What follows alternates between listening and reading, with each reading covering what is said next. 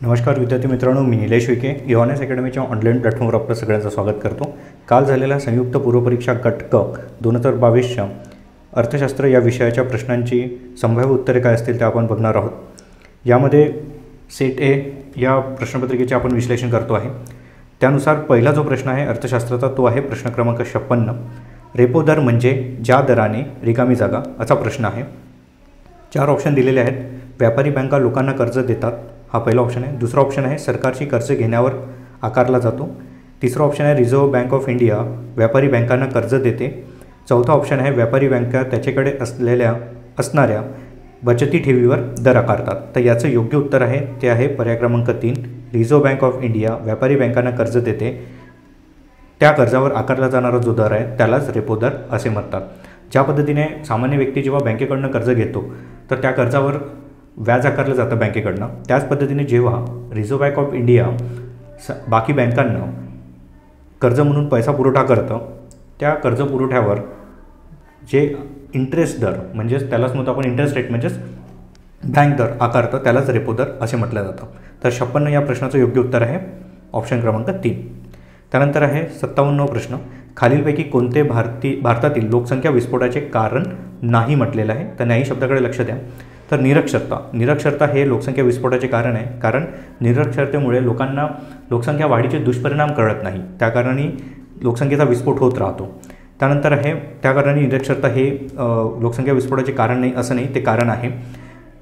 बी पर्याय आहे तो असा आहे की विवाहाची सार्वत्रिकता।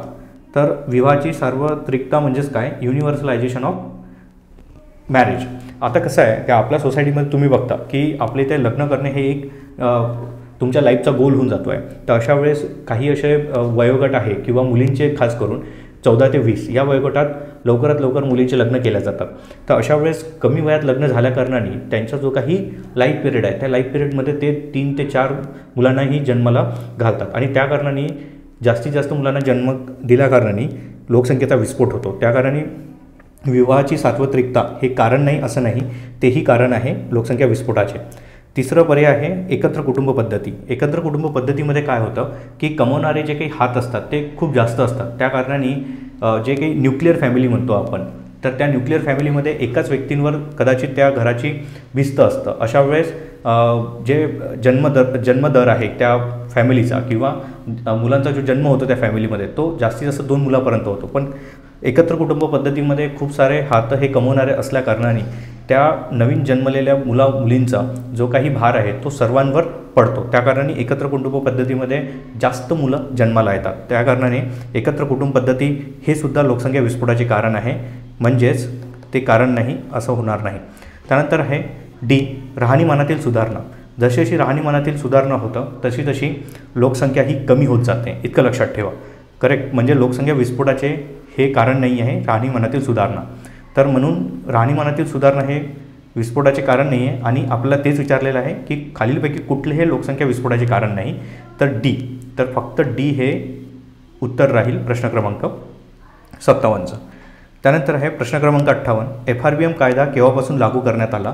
तर FRBM कायदा जो ॲक्ट होता, FRBM act fiscal responsibility and budget management act, ठीक आहे, हा ॲक्ट 2003 साली आला आणि हा कायदा लागू झाला जुलै 5, 2004 पासून। लक्षात ठेवा, तुम्हाला ही डेट लक्षात ठेवायची आणि ॲक्ट कधी आला तेही लक्षात ठेवायचं आहे। त्यानंतर आहे पुढील प्रश्न क्रमांक 59, जुलै 19, 1969ला ज्या 14 व्यापारी बँकातील ठेवींचे मूल्य रुपये रिकामी जागा किंवा यापेक्षा जास्त होते त्यांचे राष्ट्रीयकरण करण्यात आले। तर ते होतं मूल्य रुपये 50 कोटी। तर ज्या ज्या बँकेच्या ठेवी ह्या 50 कोटी किंवा त्यापेक्षा जास्त होता त्या 14 व्यापारी बँकेचे राष्ट्रीयकरण करण्यात आले होते। इंदिरा गांधीच्या काळातच झालेलं हे राष्ट्रीयकरण आहे आणि हे पहिलं राष्ट्रीयकरण आहे। दुसरं राष्ट्रीयकरण 1980 साली झालेलं होतं। पुढील प्रश्न आहे प्रश्न क्रमांक 60, सार्वजनिक आयव्ययाचा खालीलपैकी कोणता विभाग आहे। म्हणजे हे सार्वजनिक आयव्यय हे कुठकुठल्या विभागाअंतर्गत येते। तर जे फायनान्स मिनिस्ट्री असतं आपलं, म्हणजे आपण त्याला म्हणतो अर्थ मंत्रालय, तर अर्थ मंत्रालयाचा सार्वजनिक खर्च विभाग तसेच सार्वजनिक उत्पन्न विभाग आणि सार्वजनिक कर्ज विभाग या तिन्ही विभागाअंतर्गत या सार्वजनिक आयव्ययाचा समावेश होतो। फक्त सार्वजनिक स्वास्थ्य याच्या अंतर्गत सार्वजनिक आयव्ययाचा समावेश होत नाही. तर आपल्याला विचारलं आहे की कुठले विधाने बरोबर आहे, तर ABC हे 3 जे विधाने किंवा पर्याय हे बरोबर राहील. त्या कारणाने 60 या प्रश्नाचं योग्य उत्तर आहे ते आहे ऑप्शन क्रमांक 3. पुढील प्रश्न आहे प्रश्न क्रमांक 61. खालील विधाने विचारात घ्या. पहिलं विधान दिलेलं आहे 2011मध्ये भारतातील लोकसंख्येची घनता ही 372 तर चौरस किलोमीटर होती, तर हे बरोबर आहे. त्यानंतर आहे विधान B 2011च्या जनगणनेनुसार देशातील साक्षरता 73% होती, हेही विधान बरोबर आहे, त्यामुळे B ही बरोबर आहे. आणि तिसरं विधान आहे देशातील लिंग गुणोत्तर प्रमाण हे महिलांच्यासाठी नेहमी अनुकूल राहिलेलं नाही आहे, त्या कारणाने C हे विधान चुकीचं आहे. त्या कारणाने आपल्याला पण प्रश्न असा आहे की वरीलपैकी कोणते किंवा कोणती विधाने असत्य आहे असं विचारलेलं आहे, तर असत्य विधान फक्त C आहे. त्या कारणाने पर्याय क्रमांक 2 हे त्याचं उत्तर राहील फक्त C. पुढील प्रश्न आहे प्रश्न क्रमांक 62. पतपुरवठा अधिकारित योजना त्यालाच म्हणतात क्रेडिट ऑथरायझेशन स्कीम. लक्षात ठेवा, क्रेडिट ऑथरायझेशन स्कीम म्हणतात त्याला. तर ही स्कीम ॲक्च्युली RBIद्वारे सुरू केली होती, RBIद्वारे सुरू करण्यात आली होती नोव्हेंबर 1965 मध्ये. ठीक आहे, लक्षात ठेवा. आणि ही स्कीम पुढे जाऊन बंदी करण्यात आली आहे 1989 साली. ठीक आहे, तर या प्रश्नाचं योग्य उत्तर आहे पर्याय क्रमांक 4 नोव्हेंबर 1965. पुढील प्रश्न आहे प्रश्न क्रमांक 63. नाणे बाजारातील निधीच्या कमतरतेचे, नाणे बाजार म्हणजेच मनी मार्केट, खालीलपैकी कोणते कारण आहे? तर याचं योग्य उत्तर आहे ते आहे पर्याय क्रमांक 1 अपुरी बचत म्हणजेच काय इनॲडेक्वेट सेविंग. या प्रश्नाचं उत्तर तुम्ही 12वीचं जे स्टेट बोर्डाचं पुस्तक आहे, शालेय पुस्तक महाराष्ट्र बोर्डाचं, त्यामध्ये दिलेलं आहे. त्यामध्ये मनी मार्केट आणि आपलं करन्सी मार्केट, ठीक आहे, या दोन्ही याच्यात त्या चॅप्टरमध्ये या प्रश्नाचं उत्तर तुम्हाला सापडेल की अपुरी बचत हे नाणे बाजारातील निधीच्या कमतरतेचे कारण आहे. पुढील प्रश्न आहे प्रश्न क्रमांक 64. राज्य सरकारच्या भांडवली प्राप्तीत याचा समावेश होतो. आता सर्वात पहिले तर जेव्हा गव्हर्नमेंट किंवा सरकार काम करतं तेव्हा त्यांना काही महसूल प्राप्त होतो, काही पैसे प्राप्त होतात आणि ते खर्चही करतात. तर अशा वेळेस जे प्राप्त झालेले पैसे आहेत ते 2 प्रकारचे असतात.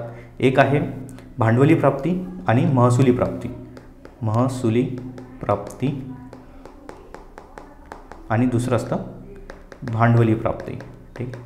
आता या महसुली प्राप्ती आणि भांडवली प्राप्तीमध्ये काय काय येतं, तर महसुली प्राप्तीमध्ये नॉर्मली तुमचे टॅक्स म्हणजेच काय कर येतात, त्या पलीकडे गव्हर्नमेंटद्वारे दिले जाणारे जे कर्ज असतात त्यावर येणारं व्याज हेही महसुली प्राप्तीमध्ये येतं. पण भांडवली प्राप्तीमध्ये काय असतं, भांडवली प्राप्तीमध्ये जे काही कर्ज आहे नॉर्मली त्या सेंट्रल गव्हर्नमेंट झालं किंवा स्टेट गव्हर्नमेंट झालं म्हणजे काय केंद्र सरकार किंवा राज्य सरकार ही जे काही कर्ज घेतात हे भांडवली प्राप्तीमध्ये जातात. त्या कारणाने मग आता बघा यानुसार काय म्हणत आहे, ए बाजारी कर्ज आहे तर कर्जे आहे म्हणजेच ते भांडवली प्राप्ती होणार. त्यानंतर बी केंद्र सरकारकडून उचल घेणे म्हणजे एका प्रकारचं हे कर्जच आहे, त्या कारणाने तेही भांडवली प्राप्तीत जाणार. लोकांची अल्पबचत आणि भविष्य निर्वाह निधी.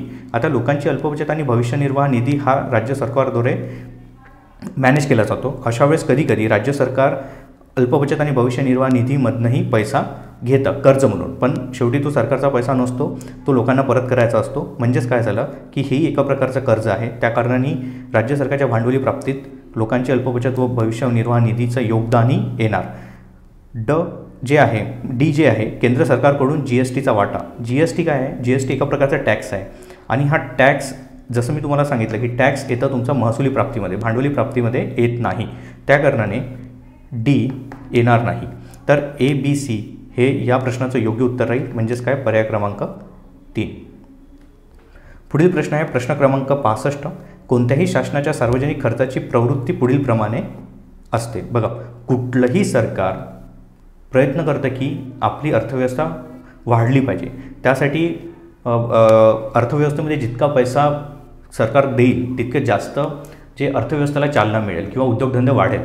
तर या समजेतनं प्रत्येक वेळेस शासन प्रयत्न करतं की आपला सार्वजनिक खर्च आहे हा वाढता असायला पाहिजे. त्यामुळे या प्रश्नाचं योग्य उत्तर वाढता हे असेल. पण प्रॅक्टिकली जर बघितलं तर प्रत्येक वेळेस शासन हा मागच्या वर्षाच्या तुलनेत जास्तच खर्च करेल असं नाही. जे इकॉनॉमी आहे, आपली अर्थव्यवस्था आहे, त्याचं जे स्वरूप आहे सध्याचं ते विचारात घेऊन की महागाई जास्त आहे किंवा कमी आहे, यानुसारही तुमचं जे बजेट आहे ते कमी जास्त केलं जाऊ शकतं. समजा जर महागाई आहे तर अशा वेळेस गव्हर्नमेंट जास्त खर्च करत नाही, कमी खर्च करतो, आणि ज्यावेळेस इकॉनॉमिक स्लो डाऊन असतं किंवा इकॉनॉमीला वाढवायचं असतं त्यावेळेस गव्हर्नमेंट खूप सारा पैसा बाजारात ओततो. पण इथे विचारला आहे प्रश्न मेनली प्रवृत्ती. तर प्रवृत्ती ही नॉर्मली शासनाच्या खर्चाची वाढती असते की जितका जास्त खर्च कराल तितका जास्त त्याचं आउटपुट येईल किंवा तेवढी जास्त अर्थव्यवस्था वाढेल. म्हणून माझ्या मते या प्रश्नाचं योग्य उत्तर आहे पर्याय क्रमांक 2 वाढता. पुढील प्रश्न आहे प्रश्न क्रमांक 66. गरिबीच्या मुद्द्याचे पुनर्परीक्षण करण्यासाठी 2011 आणि 12 मध्ये कोणती समिती नेमण्यात आली होती असा प्रश्न आहे. तर याचं योग्य उत्तर आहे सी रंगराजन समिती. ठीक आहे, हे लक्षात ठेवा. ही गरिबीसाठी नेमण्यात आलेली समिती आहे, गरिबीच्या पुनर्निरीक्षणासाठी. तर पर्याय क्रमांक 2 ही दिसतो आहे DT लक्कडवाला. ही सुद्धा गरिबी किंवा दारिद्र्य मोजण्यासाठीची कमिटी ही गव्हर्नमेंटद्वारे सरकारद्वारे नेमण्यात आलेली होती. पण लक्कडवाला समिती ही 1993 साली नेमण्यात आलेली आहे. त्या पलीकडे इथे दिसत आहे तुम्हाला एस चक्रवर्ती समिती. एस चक्रवर्ती समिती ही भारताची चलन व्यवस्थेचे मूल्यांकन करण्यासाठी 1982 साली गठीत करण्यात आलेली होती. त्यानंतर RC दत्त समिती दिली आहे. RC दत्त समिती नावाची कुठली समिती नव्हती. हे ऑप्शनच ॲक्च्युली चुकीचं आहे. जे होते ते होते सुबिमल दत्त समिती, जे 1969 मध्ये आली होती. सुबिमल दत्त लक्षात ठेवा. RC दत्त नाही, सुबिमल दत्त. तर RC दत्त तशी कुठली समिती नाही आहे. RC दत्त हे हिस्टोरियन होते, एवढं लक्षात ठेवा, इतिहासकार होते ते. तर याचं म्हणून 66 या प्रश्नाचं योग्य उत्तर राहील. जी समिती 2011 आणि 12ला नेमण्यात आली होती ती होती RC रंगराजन समिती. पुढील प्रश्न आहे प्रश्न क्रमांक 67. ग्रामीण भागातील भारतीय माणसाला दररोजच्या आहारातून किती उष्मांकाची गरज असते असा प्रश्न आहे. तर या प्रश्नाचं योग्य उत्तर आहे पर्याय क्रमांक 2 2400 कॅलरी. 1979 साली डॉक्टर YK अलक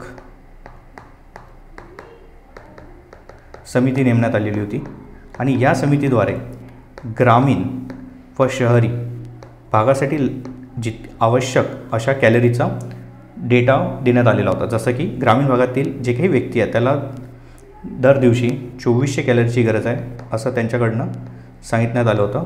त्या पलीकडे शहरी भागातील जे व्यक्ती असतील त्यांना 2100 कॅलरीची गरज आहे असं सांगण्यात आलेलं आहे. तर त्यामुळे 67 या प्रश्नाचं योग्य उत्तर आहे ते आहे पर्याय क्रमांक 2 2400 कॅलरी. पुढील प्रश्न आहे प्रश्न क्रमांक 68. भारतात मौद्रिक धोरण कोणत्या वित्तीय संस्थेमार्फत राबवले जाते. मौद्रिक धोरण त्यालाच आपण चलन विषयक धोरणे म्हणतो.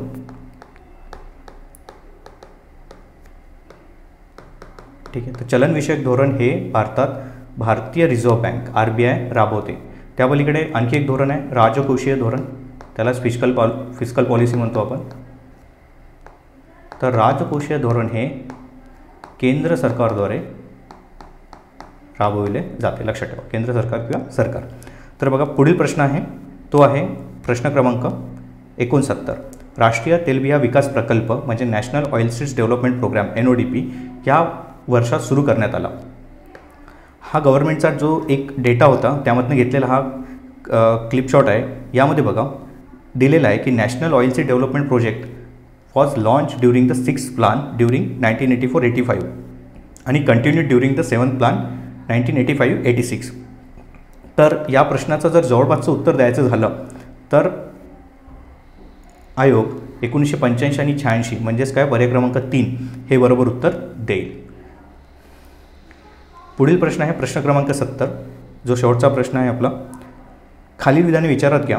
रिझर्व्ह बँक ऑफ इंडिया भाववाढीच्या काळात महाग चलन नीतीचा वापर करते. हे स्टेटमेंट बरोबर आहे. जेव्हा खूप जास्त महागाई असते तेव्हा लोकांच्या हाती पैसा खूप जास्त असतो, त्या कारणाने महागाई वाढतं. लोकांच्या हातून हा पैसा काढणे गरजेचे असतं. अशा वेळेस रिझर्व्ह बँक हे रेपो रेट वाढून बँक दर वाढवतात आणि त्या कारणाने लोक कमी कर्ज घेतात व महागाई कंट्रोल किंवा नियंत्रणात येते. दुसरा पर्याय आहे रिझर्व्ह बँक ऑफ इंडिया भावघटीच्या काळात स्वस्त चलन धोरणाचा वापर करते. हेही स्टेटमेंट बरोबर आहे. जेव्हा इकॉनॉमी स्लोडाऊनमध्ये असते त्यावेळेस लोकांच्या हाती पैसे देऊन लोकांना खरेदी करण्यासाठी बाध्य केलं जातं आणि आणखी डिमांड वाढवली जाते. तर अशा वेळेस म्हणजेच काय, भावघटीच्या काळात रिझर्व्ह बँक ऑफ इंडिया स्वस्त चलन धोरण वापरते. त्यानंतर आहे रिझर्व्ह बँक ऑफ इंडियाने 1951मध्ये बँक दर 3% इतका करून स्वस्त चलन धोरण सुरू केले. तर ॲक्च्युली 1951मध्ये जो सुरू केलेलं होतं, पण ते 3% नव्हतं, ते 3.5% होतं. आणि नंतर पुन्हा एकदा ते 1957 साली 4% करण्यात आलं. ठीक. तर अशा प्रकारे हे जे विधान आहे ते चुकीचं आहे. तर आपल्याला बरोबर विधाने विचारलेली आहे. तर बरोबर विधाने होईल ए आणि बी, म्हणजेच काय, पर्याय क्रमांक 1 हे या प्रश्नाचं योग्य उत्तर आहे. तर मित्रांनो, हे होते अर्थशास्त्र या विषयाचे संभाव्य उत्तरे. बाकी विषयाच्या संभाव्य उत्तरासाठी तुम्ही EONISच्या ऑफिशियल यूट्यूब चॅनलला व्हिजिट करा. हा व्हिडिओ जर तुम्हाला आवडला असेल तर तुम्ही लाईक करू शकता, शेअर करू शकता आणि पुढील व्हिडिओसाठीच्या अपडेटसाठी तुम्ही EONIS अकॅडमीचं चॅनल सबस्क्राईब करू शकता. थँक्यू.